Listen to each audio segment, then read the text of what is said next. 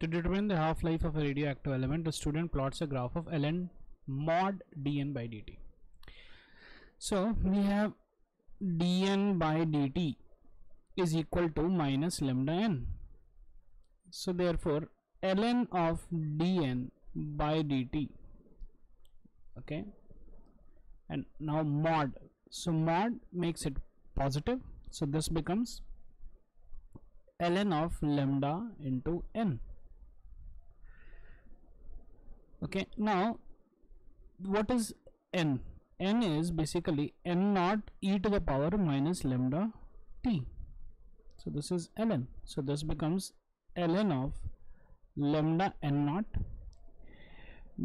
plus ln of e to the power minus lambda t, which is equal to ln lambda n naught minus lambda into t.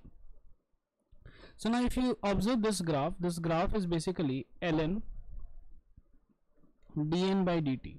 Okay, so basically y equals mx plus c. Okay, so the slope is minus half, and c, if we extrapolate, it's going to be 6.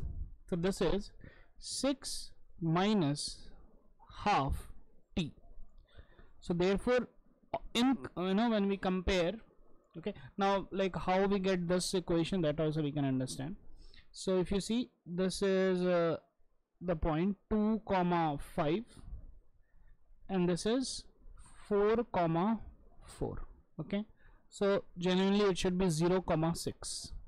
Okay, so this graph becomes, the slope becomes 5 minus 6 divided by 2 minus 0, so that is minus half, and the c becomes, that is the y-intercept, is basically 6. So therefore we get 6 minus half t. So we can compare. So therefore ln of lambda n naught is 6 and minus lambda t is equal to minus half t, which gives us, now this is straightforward understanding that lambda is equal to half. Okay, so when we compare, so lambda becomes half here. Now what is the question? If the number of radioactive nuclei of this element decreases by a factor of p after 4.16 years, what's the value of the p? So we have, okay, so we have n is equal to n naught e to the power minus lambda t. So n becomes n naught e to the power minus lambda was half into 4.16, n becomes n naught e to the power minus 2.08. okay, so now what is the e to the power minus 2.08? So basically that this entire expression,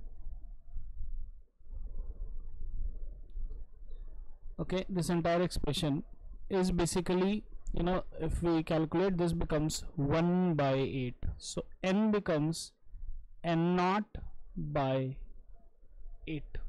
So it decreases by a factor of p, so that p is 8.